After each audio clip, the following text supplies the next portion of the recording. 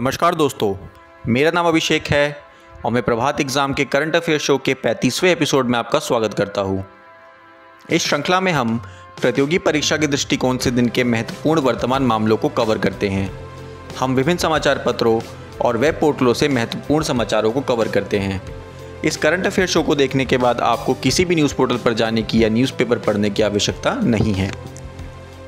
तो चलिए शुरुआत करते हैं आज की वीडियो से। नंबर 1, सुप्रीम कोर्ट ने एनडीआरएफ को पीएम केयर्स फंड को दिए गए योगदान के हस्तांतरण से इनकार किया।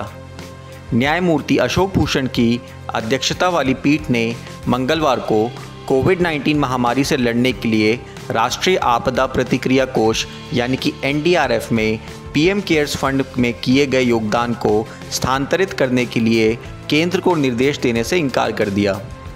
यह आदेश NGO centre for public interest litigation द्वारा दायर एक जनहित याचिका पर फैसले में आया। याचिका में मांग की गई थी कि कोविड-19 महामारी के लिए पीएम केयर्स फंड के तहत एकत्र किए गए सभी पैसे एनडीआरएफ को हस्तांतरित किए जाए। केंद्र ने 28 मार्च को कोविड-19 के प्रकोप से उत्पन्न किसी भी तरह की आपातकालीन स्थिति से निपटने के लिए प्राथमिक उद्देश्य के साथ प्रधानमंत्री नागरिक सहायता और राहत योजना यानी कि पीएम केयर्स फंड की स्थापना की थी। नंबर 2, मलेशियाई वैज्ञानिकों ने 10 गुना ज़्यादा खतरनाक कोरोना वायरस वैक्सीन की खोज की। 8 महीनों के समय में कोविड-19 ने दुनिया भर में 21.6 मिलियन से ज़्यादा संक्रमण के मामले सामने आए हैं। जब से चीन के वुहान में संक्रमण के पहले क्लस्टर की खोज की गई है, तब से कोविड-19 दुनिया भर के शहरों में अलग अलग स्ट्रेन में पाया जा रहा है। हालांकि ये सभी धीरे धीरे उत्परिवर्तित हो रहे हैं। अब मलेशियाई अधिकारियों ने संचलन के तहत सार्स कोविड वायरस के एक अधिक संक्रामक और उत्परिवर्ती रूप की खोज की है, जिसके अधिक स्थायी परिणाम हो सकते हैं और महामारी की अनिश्चितता को और भी बढ़ा सकता है। मलेशिया में वायरस का एक नया और अधिक संक्रामक स्ट्रेन खोजा गया है, जब भारत से लौट रहे एक व्यक्ति ने अपने क्वारंटाइन नियमों की धज्जियां उड़ा दी और 45 से अधिक लोगों को संक्रमित कर दिया। जब उन 45 मामलों का इलाज किया गया तो यह देखा गया कि परीक्षण किए गए नमूनों में कम से कम 3 में कोविड-19 का अधिक गंभीर उत्परिवर्तन हुआ, जिसे D614G कहा गया।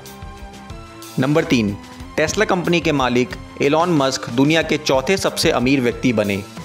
एलॉन मस्क अपनी कंपनी टेस्ला इंक के शेयर में सोमवार को आई 11% की बढ़ोतरी के बाद दुनिया के चौथे सबसे अमीर व्यक्ति बन गए हैं। उनकी कुल संपत्ति में $7.8 बिलियन की रिकॉर्ड बढ़ोतरी हुई है।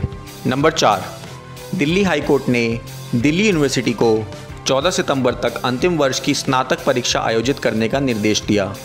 दिल्ली उच्च न्यायालय ने सोमवार को दिल्ली विश्वविद्यालय को 14 सितंबर तक अंतिम वर्ष के स्नातक छात्रों के लिए शारीरिक परीक्षा आयोजित करने का निर्देश दिया। उच्च न्यायालय ने 7 अगस्त को विश्वविद्यालय को अंतिम वर्ष के छात्रों के लिए ऑनलाइन ओपन बुक परीक्षा आयोजित करने का निर्देश दिया था।